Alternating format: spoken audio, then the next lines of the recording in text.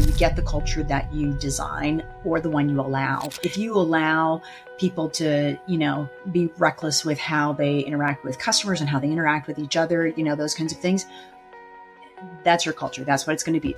For me, customer-centric means that we put people first. So you can't have a great employee experience without a great customer experience. So it's really about people first. Part of the problem is people think that, like with AI and automation, that, people are going to lose their jobs. At this point, I think it's quite the opposite. I think you're going to be elevated. Your skill set needs to be elevated.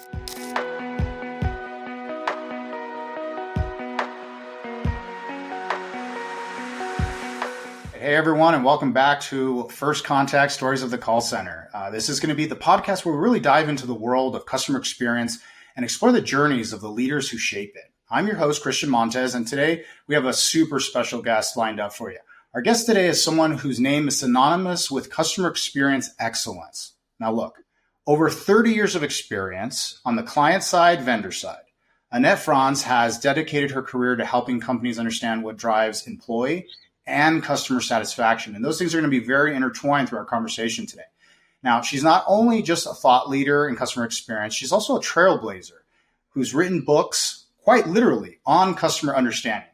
Annette has the book, Customer Understanding, 3 Ways to Put the Customer in Customer Experience and the Heart of Your Business, and Built to Win, Designing a Customer-Centric Culture that Drives Value for Your Business. Now, she's been recognized as one of the 100 most influential tech women in Twitter, and continues to be a guiding voice through the field of writing, speaking, and consulting. So Annette, welcome to the show. Excited to have you here.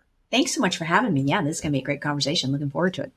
Yeah, one of the things that we always do as a theme of the show is to kind of understand your origin story. How did you get to where you are today? And we always talk about not everybody wakes up one day and says, hey, this is what's going to be my career when I grow up. Somehow we have one thing, we end up somewhere else. And many times it ends up being the dream job or this place that's a passion play for us. So What's your story? How did you get to where you are today? Yeah, that's my story. It was not one of those things where I woke up one morning and said, let's do this. I love this. Yeah, I actually grew up on a farm in Ohio and I wanted to be a veterinarian, and that didn't play out for a variety of reasons. But in the early 90s, I saw an ad in the newspaper for a job at J.D. Power and Associates. And I love math. I love writing. And hey, let's put those two together. Market research, voice of the customer. You got it. So that's where I started, and really spent the next 30 plus years doing that kind of thing. Right. I spent some time with some of the voice of the customer vendors running the consulting services organizations. And as you mentioned, some time on the client side as well. And about 7 years ago, early 2017, I jumped out and started my own business and, just focus on consulting, speaking and content. So it's been a fun ride. I do love what I'm doing. I just never saw this happening, 33 years ago. So, what's interesting is you said started on a farm, wanted to be a vet. I think you even had some like amateur bodybuilding in there kind of mixed in. Yes. And yes. I know you even talked about like discipline as this thing that you really pulled out of at least these 2 areas. And I'm just curious, where did discipline kind of fit in this path going through the first stretch of your career before you were working for yourself? And then now that you've been working for yourself for some time, where did discipline fit in that? And is that something that you feel like people learn, you teach that to them, or is it just naturally something that they gravitate towards because you got to do what you got to do? So I'm German, first generation American. So that explains a lot of that. I mean, work ethic. So I think that probably answers your latter question in terms of that. But the former question is, it does. It fits into for anything that you want to be good at and successful at, it does take discipline. Right? It really takes focusing on being the best that you can be and doing the things that are going to, amp up your career to be able to do that. And that's pretty much what I did. I asked questions. I researched. I did the work. I did the homework. I stuck with it. I followed people that were already doing it and, learned from them, and just constantly educated myself and, staying up on things. And then, like I said, did the work and learned a lot through the work that I was doing, even through the work that I was doing with clients. Right. And that different situations, different different needs, different, approaches and all of that. And so it really is about just getting in there, doing the work, sticking with it, getting up every morning, working out. That's my sanity, and just sticking to a routine, sticking to a schedule, and, making it happen. Like I said, the work ethic, the German work ethic really doesn't hurt either. So yeah. And it seems like through that journey, right, where you kind of had your heart set on being a vet, and then eventually you kind of had to go a different path, being able to make that pivot. And then you have this successful long stretch of working for others. And then now you have this moment where you say, I want to be my own boss. I want to own my own business. Not everyone can do that. Can you kind of walk us through what made you in that moment say, I got to do this? Or was it by necessity that you had to do it? And what are the things that you learned when you made that transition to make you go, yeah, this is going to be easy. I'm going to work at it. My discipline and work ethic's great. Or was this like scary? Like, oh man, how am I going to pay the bills next month kind of thing? Yeah, absolutely. Well, as you were saying that, it kind of made me think, wow, I kind of actually pivoted both times for very similar reasons. I pivoted from vets going into vet school and finishing with a degree in management because it was a boys' world back in the 80s. It was a boys' world. So, getting, first and foremost, I hated chemistry, and you needed 6 quarters of chemistry to get into vet school, but it was also very much still a guy's world, and getting into vet school was not something back in the 80s that was,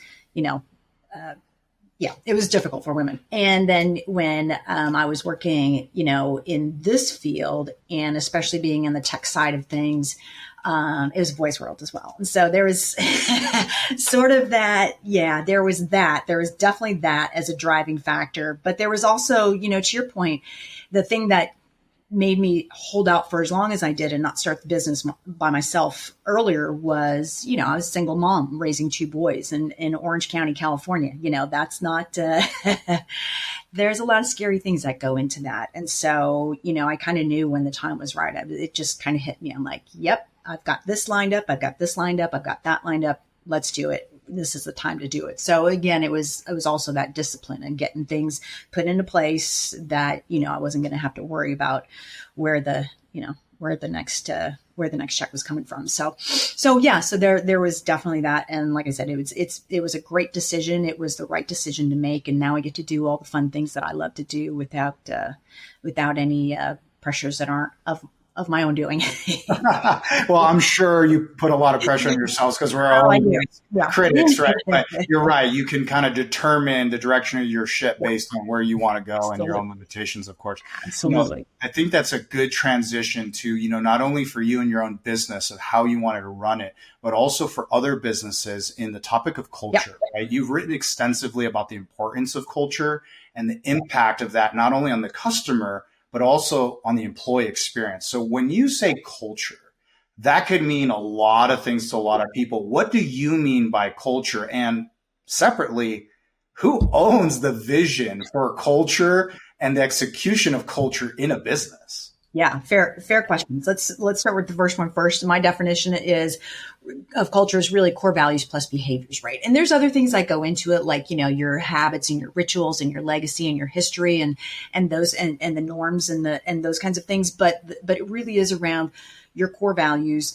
and the behaviors that are acceptable or accepted as a result of those core values, really having them defined and really having them shape how you do business, how you interact with each other, how you design policies, how you define your processes, those kinds of things. So how you make decisions, they're really at the heart of all of that. So that's what culture is like to me, or is defined, is a definition for me is core values plus behaviors, and really making sure that you take the time to define or to identify the core values that are important to you and to your business for somebody who's, starting out with a business, starting a new business, and then making sure you define what those core values mean so that there's never any question of what it means to do the right thing, right? Who owns it?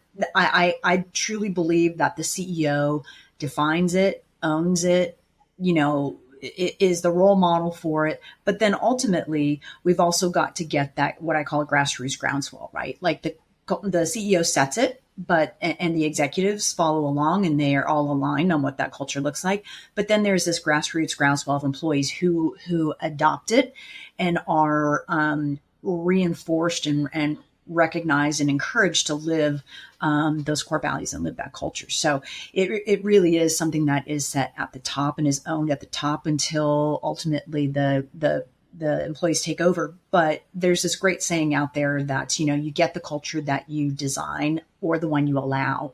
And again, that's something that, comes from the top. I'm going to get this wrong, but it's something like, your culture is like the worst behavior that you allow kind of thing, right? So if you allow people to, be reckless with how they interact with customers and how they interact with each other, those kinds of things, that's your culture. That's what it's going to be. That's going to be okay. If you have a culture where, there's recourse for everything that employees say or feedback that they're given or customers aren't trusted, that's, what it's going to be because you're allowing that behavior. But if you go in and you define it and you set it and you model it and you reinforce it, you're going to get the one that you've designed. So it's an ongoing process. It's not something that you can just define and then let it go. It's one of those things that is, you got to work at it every day. Yeah, it's interesting. It's definitely not a set and forget it. And there is Yep. absolutely an amount of trust, but also a verification that those pillars in your culture are actually being lived up to, because you can live up above the clouds and not know what's going down below. And you don't get the excuse to say, but I didn't know, because then at that point, you're really not owning the culture. You're just saying, this is what I want, but you have no accountability towards letting that happen. That kind of lends to something you really talk about, like two really critical pieces you've kind of touched on: executive commitment and the leadership alignment across the organization. And without those two things, among others, but those two things you kind of stated can kind of make or break your CX initiative and even just your employee experience. So why is it that, you see these two areas many times not actually working? Meaning there are initiatives, there's things going on in the business, there are cultural things, but there isn't executive commitment or there isn't leadership alignment, even though people say, we're for the customer, we love our employees. It happens all too often, right? There's definitely a lot of lip service around this, and it happens too often. And I think that it's, I hate to say it, I hate to be negative about it, but it really is, it's the person, I mean, I had this conversation with somebody years ago, and he said, if a leader doesn't want to get on board with that, if a leader doesn't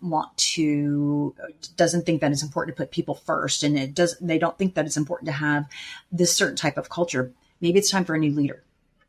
Right. So I think that, and I've worked with clients where that's the case, where we spend a lot of time up front getting everybody aligned, making sure we've got that commitment from everybody across the board, which is so important, because otherwise for both employees and customers, it's going to be a very inconsistent interaction across the, experience life cycle, because it's going to be different. You're going to feel like you're interacting with 5 different companies or 5 different departments, not in the same company. So that commitment and alignment are really important.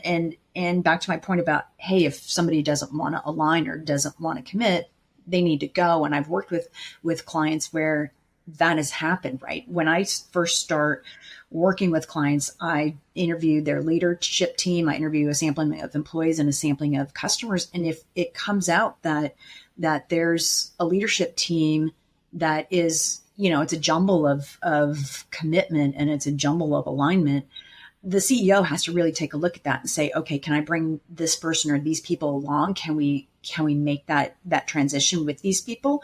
Will they conform or commit or align, or are they lost cause and we just need to let them go? And I've seen it happen many a times where I think the data that I come back with after those interviews is not necessarily a surprise, but it's sort of a confirmation, right? Or an affirmation. And then the CEO will go, okay, I know exactly what you're talking about, and I want to do this. So in order for us to do this, I don't think we can bring them along, or I think I can bring them along. One or the other. But more times than not, I don't think we can bring them along, and they end up letting them go. Sorry, that's a long answer, a long way around to say that if somebody doesn't want to commit or somebody doesn't align, maybe they weren't meant for the organization. And if you go back to Tony Hsieh, he was notorious about this concept. I don't believe he did it with his leadership team, but certainly with his employees. If you're not going to be, or you cannot be a part of this culture, here's $2,000 to, go. We part ways. Thank you for your time, but you're not a part of this culture, and we'll never be, So I think, personally, I think that's okay. I think that's going to have to happen in a lot of situations to get the culture that you want to design. Do you ever see it where there is middle management and maybe even certain leadership that wants these changes, but the top doesn't want to do that? Yeah. And obviously, unless you have a board to get rid of the top leadership, do you ever find scenarios where you're just like, there's really nothing this company can do because the leadership of the business is not buying into the changes that you want to put into play? In my 30 plus years, I have worked with a lot of, VPs or even C-level who say the CEO doesn't get it. He or she, most of the time it's been he, doesn't want a part of this. And to that, I say a couple things. Number one, those interviews that I talked about, that has converted CEOs, because I think they're just so focused on the business and the running the business, and that part of it, they don't even think about some of those other parts and pieces. Another thing that I've done is we've done journey mapping workshops where we've brought CEOs in who weren't going to commit any kind of budget to the work that needed to be done. And they sat in on those workshops and they're like, I can't believe we do this to customers. I can't believe we make this so painful. Again, just so far disconnected or removed from what's happening day to day in the business that they don't think that we don't need to do this. Our experience is fine. And in reality, they see it and they're like, wow, we got to fix this. So there are ways it does happen, but there are ways to get the CEO or leaders to understand it and to commit to the work. So. Yeah. And it's interesting how, most companies, when they promote their brand, they talk about how great their service or products are. Yeah. It's very rare that they say, we have great products, great service, but we treat our employees like crap. They're always going to be saying like, employees are our most important asset, right? You always hear those pieces. Yeah. But what I've always wondered is from company to company, obviously how they treat their employees could be different, right? In one place they say, oh, we have these ping pong tables and we have cafeterias inside, and other places say, we have, great pay, competitive, whatever. But what have you seen has been your definition or what you see in businesses as a great, strong employee experience? What does that even look like? And when you go to the employees versus the business, what do the employees say their measurement of this is a good place to work or they care about me? What does that even look like? So I have this graphic and it's in my book, Built to Win, that you mentioned. It's sort of this progression or continuum of, if we have that foundation in place. So we've got a solid culture that's defined. We've got leadership that's committed and aligned on this customer-centric culture, which, for me, customer-centric means that we put people first. So you can't have a great employee experience without a great customer experience. So it's really about people first. So that's really that culture, and that leadership commitment is really the precursor to a great employee experience. And a great employee experience. So employee experience is the sum of all the interactions that an employee has with their employer over the duration of their employment, right? And it's also the actions and capabilities, and I'll define those in just a second. And especially the feelings and emotions and perceptions about all of that, right? So employee experience is not, beer Fridays and ping pong tables and free dentist appointments and stuff like that, right? It really is so much more than that. And so if you think about those interactions and those capabilities that I talked about, I put them in a bucket of hard stuff and soft stuff. So the soft stuff is the things that are like, clear and transparent and open and candid communication. Leadership cares about the people. They have an understanding of how their work contributes and matters. They are, feedback and recognition and coaching and development. Those kinds of things fall into what I call the soft bucket. And then the hard stuff is what I define as the tools, the resources, the training, the policies, the processes. And I hear from employees when I do those interviews, they say, we don't have the tools or the training or the resources. Our policies are outdated. Our processes are broken. We can't serve the customer the way the customer wants to or deserves to be served because we don't have what we want. And so in those interviews, I hear a lot about what a good employee experience looks like and what it doesn't. And a lot of times it is just about that. We don't have career planning. There's no future here for me. There's no growth opportunities. I don't get feedback. There's no development opportunities. The training sucks. We don't have the right training, or we need more training, policies, all of that goes into what makes or breaks the employee experience. And so I think that's an important thing for people to know, because I think people do think about employee experience as, it's, we just do parties and we do, fun things. And that's really, that's just doing fun things. It's just being good people, right? It's not ultimately at the root of what a good employee experience is. This is James. James is a contact center manager with a passion for philosophy and hiking. As a kid, he made a promise to himself that he would always follow his passion. Today, he ponders on the thought that this promise is probably the best decision he ever made.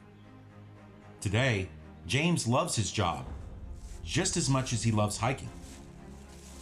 So much that he sometimes brings the scent of fresh pine and the tranquility of the mountain streams back to the office with him. With Nobel Biz as his company's provider, James found the necessary peace of mind to finally bridge the gap between his passion and his work. By choosing to partner with the promise-keeping voice and software provider of the industry, contact center technical issues, downtime, and poor customer experience are now a thing of the past. In an industry ruled by uncertainty, Nobel Biz combines balanced pricing with the highest quality, topped off with outstanding support. But above all, Nobel Biz delivers peace of mind to contact center managers and owners.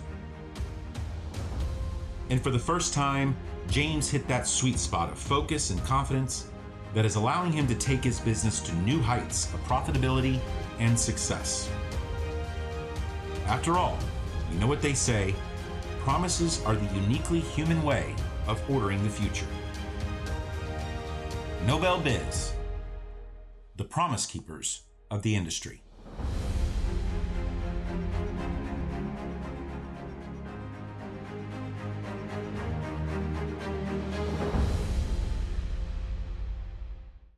Yeah, it's so different when we think about, from a company's perspective, this idea, and I'm not trying to say that I'm the company, but let's pretend for a minute the idea that a company looks at an employee and says, no, we love our employees. They're the most important asset. But at the same time, it's like, well, you need to do the best ever. You need to work here like as if you own the company and you had to feed your family tomorrow. Like, this is the most important thing in the world. You need to treat this like everything. But if you're on the employee side, it's like, do I feel like I have the tools to be successful? Do I believe that I know what value I add in this company? Do I know that there's a future at this company? And we always talk about these generational dynamics where people used to work at jobs for 30, 40, 50 years, retire there. And nowadays it's like, you got people moving around from job to job all the time. And the rationale is, well, that's the best way to get a promotion. That's the best way to get a pay raise. And so my question is, do you see, is it really a generational shift in the employees just saying, I just found a better, different way to get a pay raise? Or is it also maybe that companies have changed on how they treat their employees, or maybe there isn't a career path, or maybe there isn't job security like pensions or whatever it used to be? And it's like, yeah, the next layoff, you're just a number and you're being cut and it is what it is. Sorry, it's just business. Is it just the generational gap that we're talking about, or is there something when we talk about employee experience that also looks at, maybe it's too transactional from a business perspective? It's all of the above. It really is. I think, even when I was younger, I think we thought about, for example, my dad worked for Ford for 44 years. My grandmother worked for this company called Kirkwood Carbon for almost 30 years, right? I mean, that was definitely a thing. And there are still people. When I was at Fidelity, it felt like the average tenure of employees there was 30 years, 25 years. And I've worked with plenty of clients where, people have been with the company 20, 25, 30. So it's still happening. But I do think that those are folks that are like in my generation, your generation, right? It's not the younger, like my kids and their friends. I hear it from them all the time. Oh, if we go here, we'll get $1 more, we'll get $17 an hour, $18 when they were, talking about it a couple of years ago. Or if I move, and I'm like, wait a second, you've been with that company for 3 months. We don't need to do that, right? But we can make more, And so I do think it's a generational thing. I think that the older generations, I think we were just so used to your point, there were pensions, there were all of these things that kept us.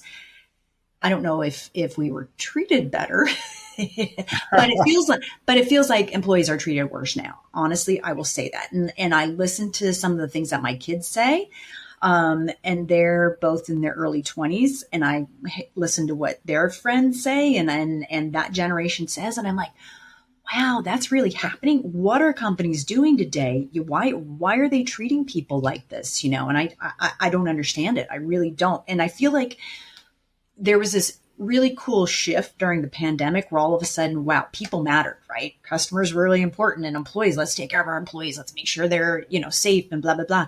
And then now it's kind of swung the other way again, where like I would say in the last 2 years, it's swung the other way really hard.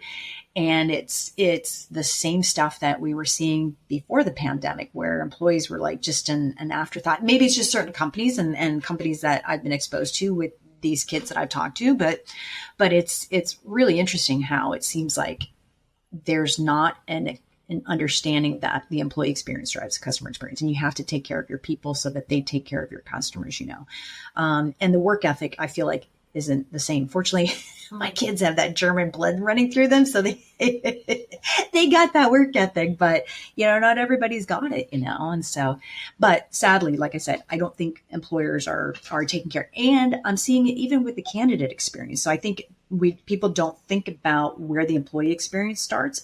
If the first impression starts when you're a candidate and you're first looking for a job, filling out the application, going through the interview process and all of that. And I've seen some pretty shady things happening. And especially now, and I don't know if you've seen this, I'm curious if you've seen it where you are, but especially now in this, where they made it, hey, you have to post the pay rate or the salary for the job. And I've seen some really shady things happening with that, where what they post is not what they're going to pay, and a whole combination of other issues. And I'm like, this doesn't feel right, So are you seeing the same thing? Well, that, and even the range. Sometimes the range is like huge, and you're going like, well, the top end of that looks really good, but the bottom end of that doesn't. So that doesn't make sense. Yeah, it's between $1 and $1 million, somewhere. Right. Exactly. But you're spot on when you talk about the experience starts even just when you're looking for new employees, right?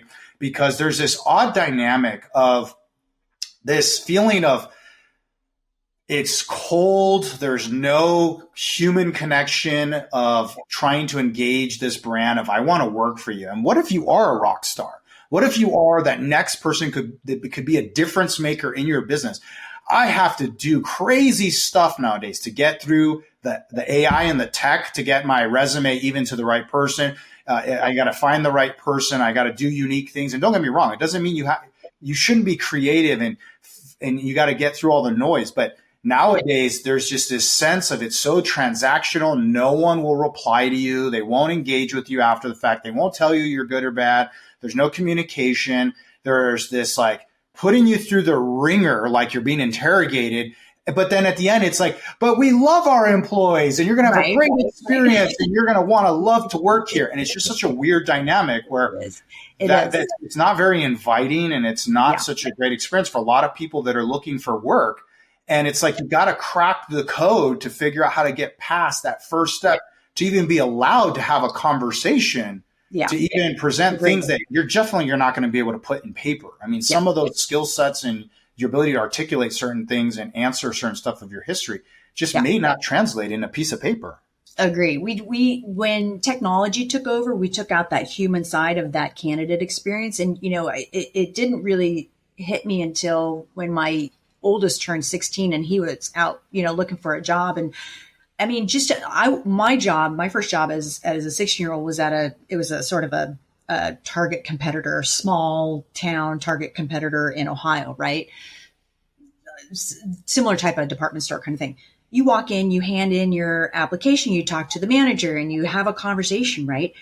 So I'm here in Southern California. He went into Albertsons and they were like, no, go to the website and, fill an application. And he's like, well, you have a sign posted on the door that says that you're hiring. And then he would go to the website and didn't even find, like, you have to scroll through all their locations to find where, it was just so cumbersome. And it's like that human part of the candidate experience was such a critical piece of, starting that relationship and face to face and talking to people. Yeah, it's lost. It's gone.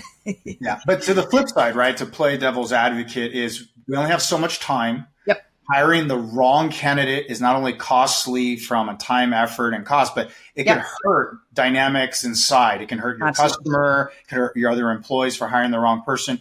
And it's just very time consuming, right? To be able to go out and find the right person, interviews, training, onboarding, and even those are critical to have the right person. Bringing the wrong person is really challenging as well. So how do you look at it when you say, I want to have a customer-centric business? My culture is about having a great CX and EX.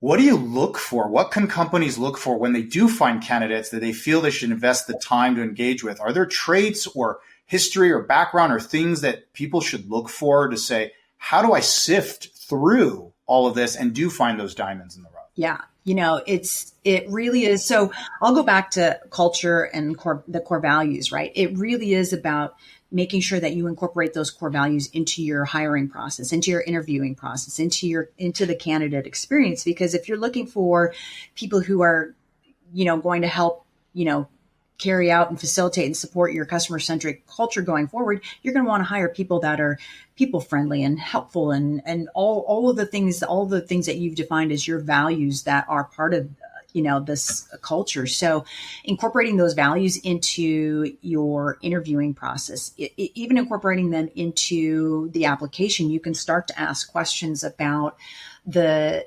candidate's, experience with, or describe a scenario where that's sort of maybe the first level of getting past the AI or the automation or the technology is, did they answer that question? Did they answer the question about, hey, a key core value of ours is X. Can you describe a scenario where you have, had to deal with a situation that would have, embodied X, right? So I think that's a big part of getting the people, hiring the people, finding the people that you want, who will continue to, foster and facilitate the kind of culture that you want and be hopefully customer-centric as a result. So, when we hire the right person, you've put all that work, all that effort, you've trained them, you've onboarded them, you want to retain them for a variety of reasons, right?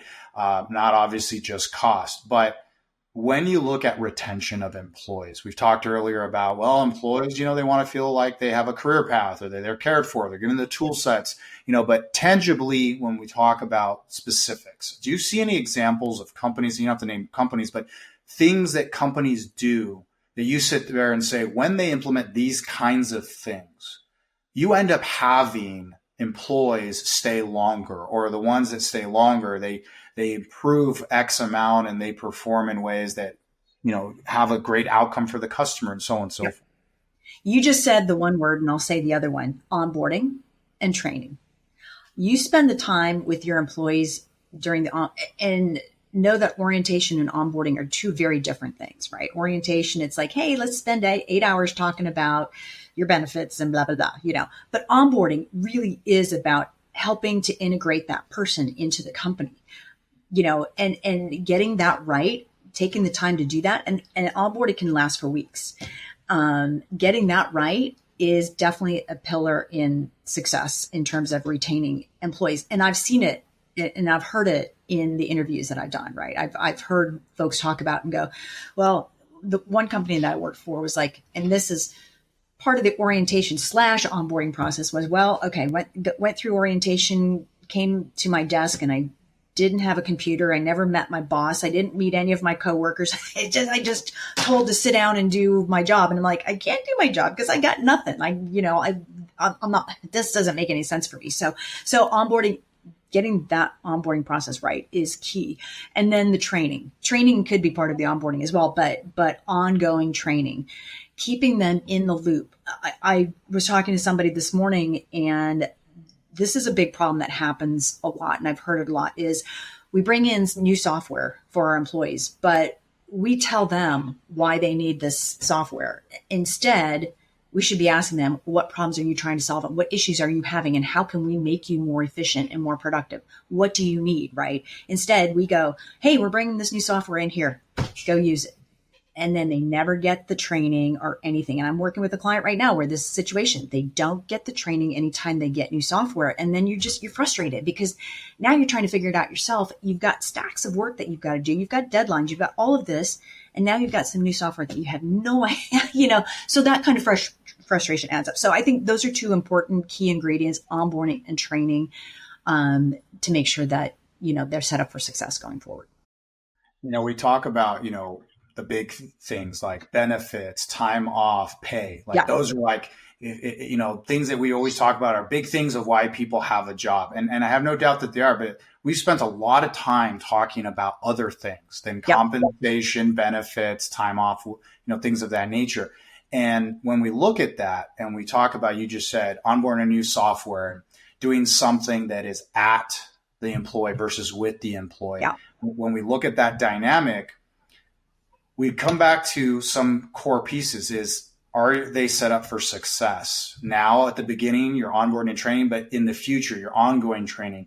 And some of that training isn't just like you said in the software. It's like, oh my gosh, why are you making my life more difficult? Because you're not giving me the tools for success. I'm sitting here looking at 12 screens and, it's why it takes me 5 minutes to answer a question because I'm trying to skip through all these pages. I get those dynamics and consolidating and making things easier, both for the employee and for the customer, making it less, friction is great. But how do businesses sit back and go, okay, where do I start to be able to find where to invest into my employee? You can't just say, well, I want more training. Is training also career training? Like, is it life skills? Is it some subset of people want to become managers? So I'm going to teach them, not just promote the person who's been here the longest or the one that's really good at a certain skill set. Are there certain core things that you sit there and say, when a business invests into their people, this is what it looks like when I say training outside of just obviously a new software? Are there other initiatives or things that you really see working well? So, you mentioned at the beginning that I wrote this book, Customer Understanding. Well, there's also this thing called employee understanding. It's the same work, right? It's the same work. And we take the time to listen to our employees and understand who they are and their needs and their expectations and what's going to help them be a better employee. That's where we have to start. We have to listen to them. We have to talk to them. We have to ask them questions. I had a conversation with somebody this morning about one-on-ones. Do you have one-on-ones with your employees where you're asking them on a regular basis? Do you have the tools, the training, the resources? Do you have what you need to do your job every day, right? And the concept of one-on-ones is one that clearly has gotten lost in a lot of organizations, right? So to me, success in that regard looks like, let's start with listening to our employees. Let's learn about them. Let's understand them. Let's find out about what their needs and their expectations are and go from there and build it from there. I think that's if you're not doing that, you're missing a big piece of the puzzle. So let's kind of shift from the employee side. Now that we're saying, let's say we have a great employee experience. We have great culture. We have all these things that we've put into play around the leadership throughout the organization is aligned.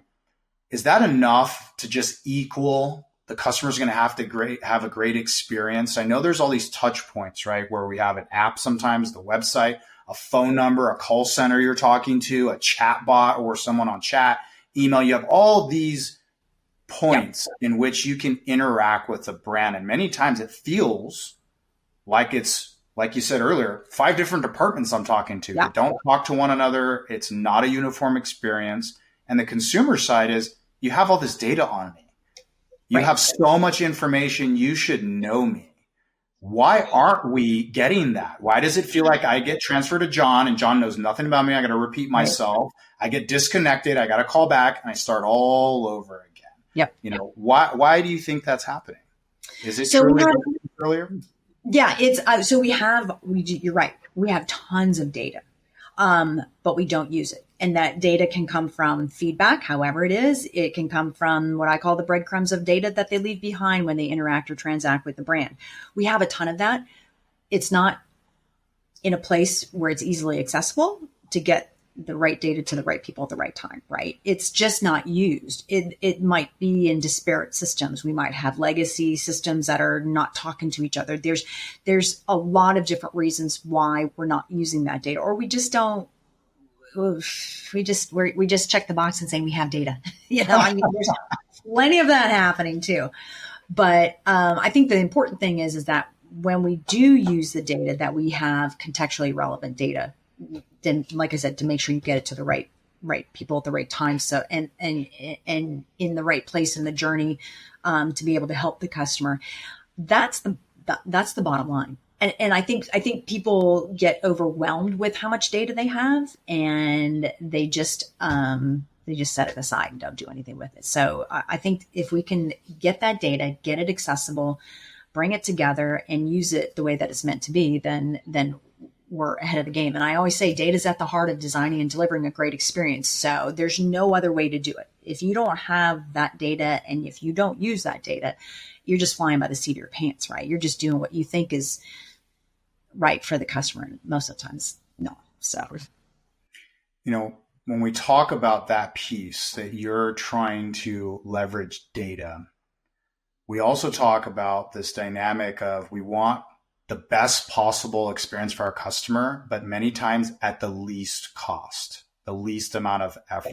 And many times, especially now, we're in the search of figuring out how do we avoid human contact, and we try to create this alternative approach. We call it self-service for customers. But many ways, what you're doing is you're pissing off your customer to the point where now when they do talk to a human, are they even prepared for a very emotional and probably higher level interaction that requires a different skill set? And so when we look at tech and implementing tech and then preparing people to be ready for success, where is that disconnect between where we're leveraging tech and how it's actually delivering a great customer experience? Yeah, it's it happens all the time. And again, it's data too. It's the data or the lack thereof, or the wrong data.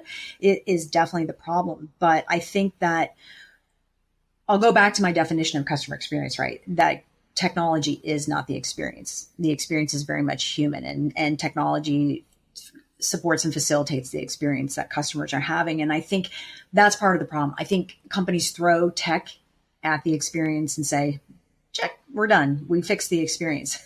I see it happening all the time. And that's just not how that needs to happen. And your point about self-service is right. I mean, there are certainly times and issues that can be handled through self-service, but I think it's going to be important that agents are trained to handle I think part of the problem is people think that, like with AI and automation, that, people are going to lose their jobs. And it's at this point, I think it's quite the opposite. I think you're going to be elevated. Your skill set needs to be elevated. You're going to need to be, have different skills and different knowledge, and be prepared to answer different types of questions and deal with different types of people, because these are people who are very much high touch and have those complex issues that need a human interaction and need human intervention, and can't be handled by the technology, by the, AI or whatever. So I think that's the part that agents and employees in general need to embrace, is that, hey, you know what? I can work hand in hand with this AI, but that just means that I need to become smarter and better and more efficient and know more and be able to do more and be empathetic. So not a big ask there at all, just details. Exactly. But what's interesting about what you're talking about, which is a great segue into AI and automation, which is like the buzzwords, the topic where it's the second coming, everybody's going to lose their job. And, Yeah. they're just going to be bots that's going to take care of everything. But, you go back in time and you look at recent history around, let's say, production of cars. You talked about Ford, right? And you had people hand putting things together, and then eventually you had machines, but you had to have people to program and maintenance and build those machines, right? And so in the contact center space, let's use the contact center space for a moment, is there may be lower skill, repetitive, transactional things that the cost for a human being to do it is probably not ideal. And if you can automate it or create it self-serve, it's because not only it is less expensive, but it still produces a good experience so that the person doesn't have to then bypass the tech to go complain to a person and absorb their time and cost to complain about how upset they are that the tech you're using to interact with sucks or it's poorly implemented, right? Exactly. And so when you look at that and you look at the people that say, okay, you're right, that set of agents or jobs or roles may disappear, but that doesn't mean upskilling to be able to now work with tech to do those higher level, more complex, emotional, empathy, or compassion driven conversations that may still require absolutely a human being for. That you could be that next person that now becomes a super agent. Absolutely. That can take both tech and the human experience to the next level. So what are you seeing when we see this tech? Are you seeing anything right now, or are you excited about something coming in the near future around how companies are leveraging tech to enable people to become super users or, upskilled? Yeah. And I don't mean to be an advertisement, but I would just say that I am on the advisory board for this product, but it's a product called Cast.app. It's an AI agent, right? So it lives mostly in the customer success world. And to take some of the things that are, first of all, menial and repetitive tasks and automate that. Beautiful, right? For anybody who's managing, 150 accounts, that's awesome, right? QBRs, automated, those kinds of things, just automated.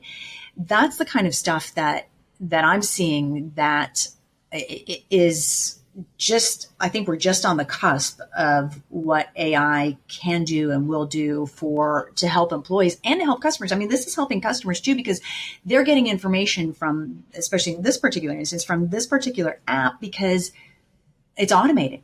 Otherwise, they wouldn't get anything, right? Because there's not an individual who has the capacity or the time to be able to do everything that this AI agent can do. And so I think that's a big direction that we're heading to right now. And AI agents are really, they're focused on specific tasks, right? And productivity. And I think this is an area that's going to continue to evolve.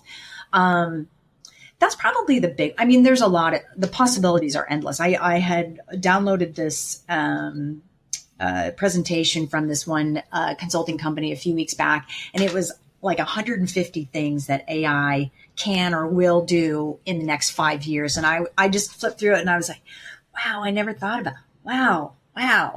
So there's really some cool applications. And when I read in the news that, when we're talking about, AI, the performance of companies in that AI space and stuff, and it's like, oh, there's this big concern about AI's, overrated or whatever. I'm thinking, I don't know. There's a lot of really cool, a lot of cool opportunities to, make things better, both for employees and for customers as a result of what we can automate. So. Yeah, I think the future is bright. At the same time, though, I always talk about this dynamic on the mindset of the customer, right? You go back 100 years and it's like, oh, there's this thing called the telephone. There's this thing called television. You're going to go to the space and there's just no way that would never happen. That's amazing. But nowadays, everyone's upset that we haven't cured cancer. We can't fly like the Jetsons. We can't just press a button and our meals are made, automatically, right? And so there's this expectation of instantaneous gratification. And there's so much data out there and there's so much about us where I talked about earlier that we complain about, oh, well, you should know me, right? That when we look at data and we look at AI, I think it has been a little oversold so far, because a lot of times people that are producing the AI product may actually not have expertise in the use case that it's implemented for. And there's not expertise in a company yet in AI to be able to optimize that and to say, here's what it should do as a reference comparably to alternatives Great point. outside of just ROI on cost. And so I think as we get closer to the expertise of where AI can truly give you the best bang for the buck versus being the shiny object that you go, I want that thing. And you implement it and you're like, wow, this was really expensive and underwhelming. This thing isn't Jarvis from, Iron Man or, Skynet. It's doing its own thing. It thinks on its own. Like there's still a lot that has to go into teaching these things and managing them. So I just saw something the other day where it was, to your point, it was how many companies had implemented something AI and how many had failed. And to your point, exactly, there just wasn't anybody there with the skill set or the know-how or the whatever it was that they needed to make sure that it was implemented correctly, and it failed. So, well, you said at the beginning of our conversation, right? It's what's the goal in mind? What is the outcome you're looking for? And a lot of times it's just, but I want the checkbox that we've been talking about this whole conversation. And understanding what it is you want in the end is important. And earlier we talked about journey mapping, right? And we've talked about how it's both a tool and a process. And it's really this thing where, it can drive change, but let's look at journey mapping for a minute. When you go back through and you say, if you do all these things, you can go back and have these aha moments and, oh, wow, that's amazing. But what are those common mistakes that these organizations are doing when they try to do and implement journey mapping? Is there anything they're doing that's just like, this isn't the way it would actually work to do what you're trying to achieve? Yeah, I think the biggest one is that they don't capture what we talked about, what the customer's doing, thinking, and feeling, right? I mean, that's just such a no-brainer. Instead, what they're doing is they're capturing their internal processes, or they're just capturing touch points, but they're not capturing the detail that you need to really understand. And journey mapping is all about understanding. It's one of the key ways that we can understand the customer and the experience that they're having and where things are going well and not. So those there a lot of times people start with the future state map. Well, why are we starting with future state? If we can't understand what we have today, forget about designing future state. I mean, that doesn't make any sense. All customers are the same. We don't need to start with personas. Well, personas, you have to develop those personas. Different people, different groups of people have different needs, pain points, expectations, problem to solve. And so thinking that one journey map can fit every customer. And I'll give you a great example. I worked many years ago with a furniture rental company, and there were 3 different scenarios for their personas that were their 3 key personas. One was corporate reload, one was a military, and one military, like same thing, reload too, or just, being moved from one city to another and relocating them. And then the other one was students who were going to college, who were moving into their first apartment or whatever, 3 very different needs, because with the corporate reload, you're probably never going to actually talk to the customer. You're going to work with the corporate reload folks in the company. Military, you may be working with the spouse, but you may also be working with someone else. And then for the apartment, for the student, you probably are going to be dealing with parents because the student's got no credit and, all of that kind of stuff, right? So 3 very different personas, 3 very different needs and outcomes too. So I think that's an important thing that people don't think about when they're journey mapping, is that different customers, different journeys. Oh gosh, there's a ton of them. Those are probably some of the biggest issues that happen. Not putting data in your maps. You really need to bring the voice of the customer in your maps. Not mapping with customers or validating with customers if you're creating those assumptive maps internally, right? Not going back out and making sure that you're validating what you think the journey is and letting customers tell you, otherwise. So those are probably some of the bigger ones. Who would have thought knowing your customer was important? I mean, I know, right? So look, what a novel concept. Yeah, right. We could talk forever. It's been a great conversation. Before we finish, though, I want to kind of hop into the personal side for just a moment. Sure. I kind of want to understand from your side, for those that want to be a leader, maybe even those who want to start their own business and stop working for someone else, what are the things that you've had that have left a lasting impact for you that you could share with others that could be advice for them? Wow. I would say number 1, just do it. Don't hesitate. I mean, that's the big thing. It's like, have a plan, obviously, but don't think too long and hard about why or why not, right? I mean, if it's your passion or if it's something you want to do, go and do it. I have a lot of, folks who go out on their own, who reach out to me and ask me, similar questions. And it is definitely that, have a plan and go out and do it. Have your network of people that you can reach out to for different, aspects of running a business, right? Whether it's the accounting or the legal or the whatever it is, because I think that's an important thing. And probably just to kind of keep it short is continue to educate yourself, right? Educate yourself on what it means to run the business, but also educate yourself in terms of the context of your business, right? So for me, customer experience, employee experience, culture, continue to, just because you have a business in that space doesn't mean you're the be all end all. So continue to, keep yourself educated, but definitely having that network of folks who have done this, who know various aspects of the business. And that was a huge help for me too. It was just sort of a safety net, I think, and people that I can ask questions to and go, oh, what about this or how about that? Or, what am I not thinking of? So I think that's really important.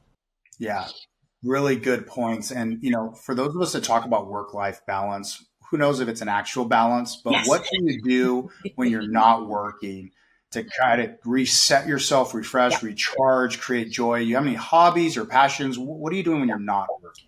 Yeah. So we talked about working out. Every morning I'm at the gym every morning. So that's my sanity at the beginning of the day, hang out with my kids. I love to read. I don't give myself enough time to do that these days, but love to go to the movies, love to hike, paddleboard, just be outdoors, go to the beach, those kinds of things that sort of just reset your mind, and hang out with friends, watch sports, all of that. So it's normal stuff. The things I do when I'm not working. So exactly. Look, I'm sure there's going to be people that have listened to this and said, I want to follow you. I want to connect with you. I want to engage with you. How best can they do that? Certainly on LinkedIn. I've met some amazing people by making connections on LinkedIn. Go to my website, cx-journey.com, or feel free to email me at annette@cx-journey.com. Always looking for new connections, meeting new people in this space. So very awesome. Yeah. Well, also you mentioned earlier, growing your network is important. And absolutely. I think anytime you can add great people, it's always a plus. So look, thank you so much for joining. Had a great time. Likewise. And look, for our audience, I hope you enjoyed it. Obviously, for those that did, don't forget to subscribe and rate and review the podcast. It really helps us out to be able to find these incredible stories and the experts. And so look, if you want to know more, please get with Annette. Obviously, look at her books, her blogs, and any other content she has going on. Looking forward to the next time. Thanks so much.